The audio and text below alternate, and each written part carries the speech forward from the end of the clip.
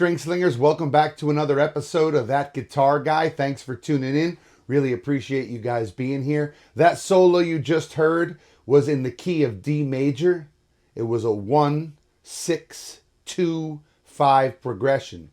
So the 1 chord is D major, the 6 chord is B minor, the 2 chord is E minor, the 5 chord is A7, and back to the 1 chord.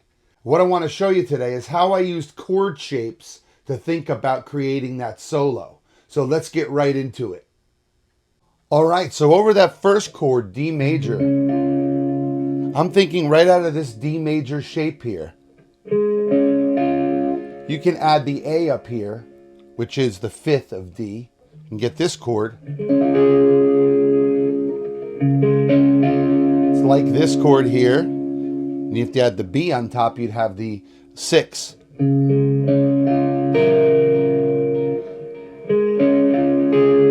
Put the 5th on top. But I'm thinking right out of this shape. So I literally start with this. I start on the root. I play the E, which is the 9. And I get right up there to this F sharp, which is the 3rd. So I go from the 2 to the 3, or the 9 to the 3, right? So I'm emphasizing the chord tones, right? In the chord of D major, there is the root, the 3rd, and the 5th. So I'm emphasizing the root. I start there. I go from the 9, or the 2, to the 3. So I emphasize that 3rd.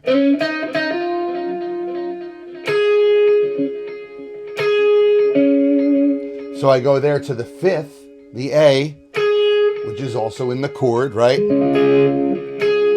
And back to the root. So.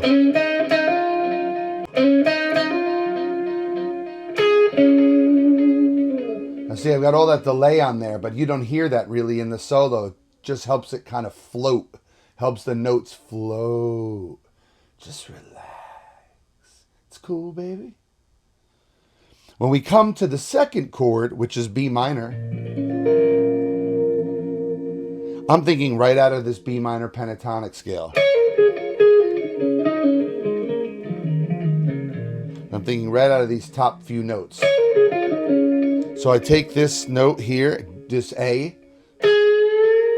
and I bend it up to, guess what? The root of the chord, B. And then I grab the D with my pinky here, with my little boy. And then I release that B note back down to the A, which gives me the 9 of the chord, of the B minor chord, the second note in the scale. You can look at it as the 2 or the 9. If it's up an octave higher, then it's the 9.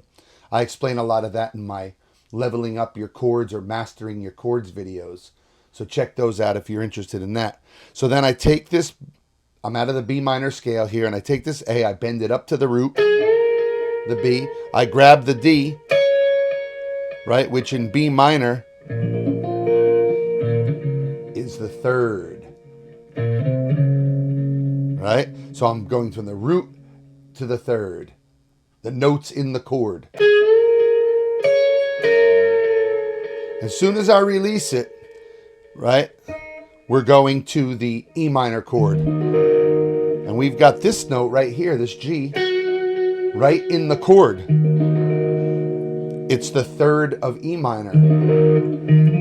So I'm thinking out of this E minor shape. So I go from this B minor shape, right, to this E minor shape. And I go right for that 3rd. So after we come out of the B minor chord,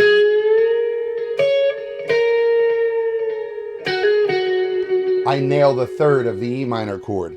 Then I slide down a half step. And I go to the 7th of the chord. Right, so here's the 3rd.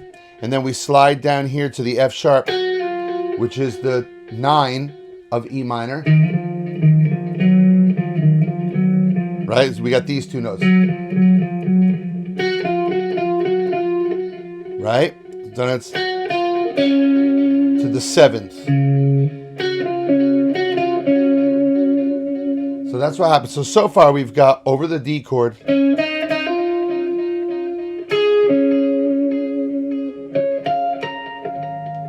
think I hit some harmonics right there.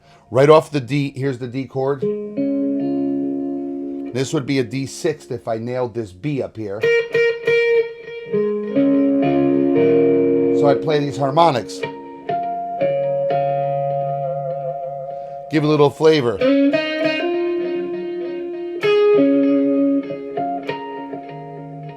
Whatever note there you want to hit will work. And then I come over to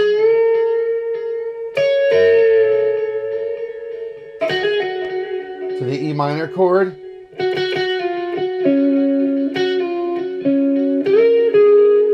So right before the E minor chord switches to the A7 chord, I slide up and grab these two notes while we're still on E minor. I grab the B, which is the 5th of E minor, and the A, which is the 4. And that's like our tension note, that 4, right? It's not the best note over the chord, but it creates some tension going to this 5 chord, right?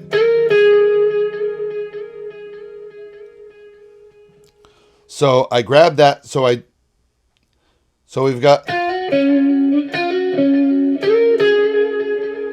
and then we're going right to this A7 chord.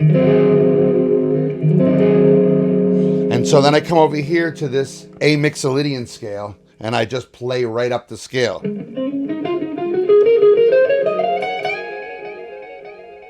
Now all the Mixolydian scale is a fancy term for a major scale with a flatted 7th note. That's all. If you take A major,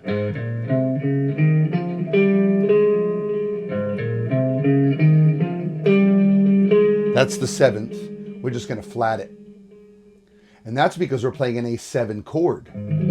So it has that flatted 7th note in it. And that's why we're going to play basically A major with a flatted 7, just to make sure we nail the same note that's in the chord. And that's the key, right? To sounding melodic and pretty. Sort of David Gilmour-ish, or maybe Mark Knopfler, but much, much, much worse. Okay, so now when we get to this A7 chord, I play this.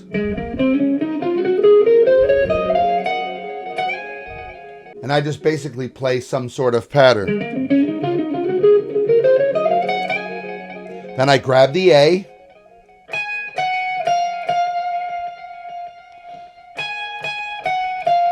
And I drop down A to the 7th note, to the flatted 7th, because I'm emphasizing that note because it's in the chord.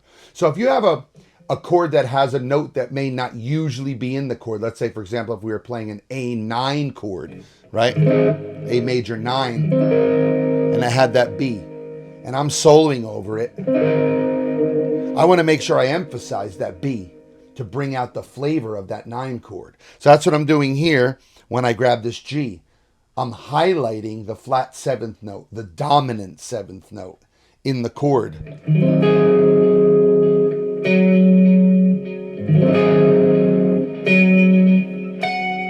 So, and then I get down to this F sharp, right, which is the 6th of A, because I know we're returning to the G chord. We're going home to the G right there. So I get down to the F sharp, because not only is it the 6th note in A7, in the A7 chord, or in the A major scale, so it'll work nicely over that A7 chord, but it's also the beautiful 3rd of D, right, which is obviously in the D chord. So as we're going home, I hit that F sharp, and when we resolve to the D, I get that F sharp note, right? So when you go back and listen to the solo again, listen for that resolve. And then when we're back on the D chord, and I'm thinking out of this shape right here. Now remember over here when we played the A Mixolydian scale, or the A major scale with a flatted 7. We're thinking out of this scale, out of this chord shape, A, which is like C, D, E major, right? We're thinking out of this A major shape here. And I'm just making, so I'm playing the A major scale, just flatting that 7. Flatting it to that note. Now we're home. And so I take this F sharp, the third of D, and I bend it to the G, right? Which is the fourth of D. So I bend it up, right? I bend the 3 to the 4 of D. Then I hit the D, and then I hit that A, which is the 5th of the chord. So I'm thinking right out of that chord shape, which is the same D as here, just an octave up. Then I take this E, which is the 2nd or 9 of D. Here's the D chord, here's D, here's E, and I bend it up to the F sharp, which is the 3rd. So you can see clearly here, I can see clearly now that I'm going to these thirds and these roots and the fifths constantly, because those are the notes in the chord and they're going to sound the most sweet home Alabama. Okay? So I play.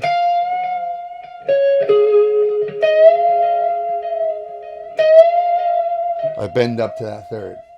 Now we're going again after the D chord, we're going to B minor. So after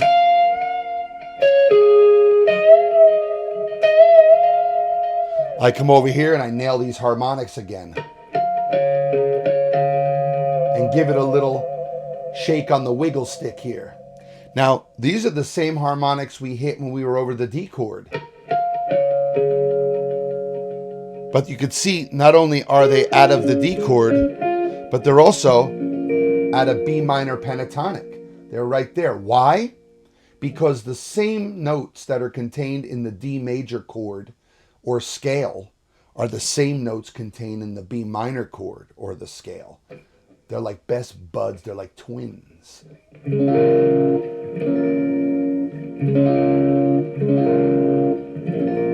You'll find this to be true, I swear. Test it. Check it out. I'm going to do a separate video on that in the near future. Anywho, I hit these harmonics, give them a little wiggle, and then I just nail a little Mark Knopfler job right there. Just taking, we're on the B minor chord, right? And right out of the B minor scale, pentatonic, we've got these two notes. So I just nail those. And again with the whammy bar. Just give it a little action right there. So I've got over the B minor. Now we're going to E minor. And again, I'm thinking out of this chord, which is giving me this E minor scale.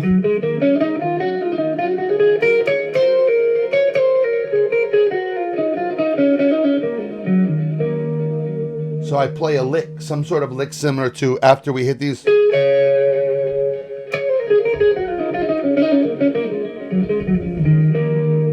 So then I grab the E and the 5 of E at the end of that lick. Little whammy. And then we're back to the A7 for the last time, coming home to the D. And what do? I play the same scale that I played here, the A Mixolydian or A major with a flatted 7, but I play it down here.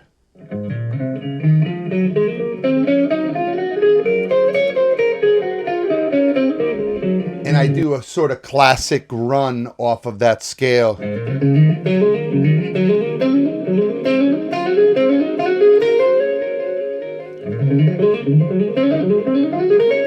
Something like that. And now I'm at the end of that A7 chord and I'm going home to D. So I come up to this D shape, which is this, D chord, but it's this particular, I'm leaving out the low root, right? And I play that chord, right?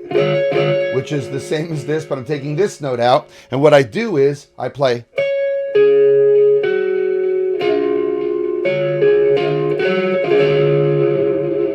And I end on that D chord over the D chord. But see what I do here in D major with this little D major form here. So what I do is with this little D major form, little partial of this chord, which is a partial of this chord, I add in this G, which is the fourth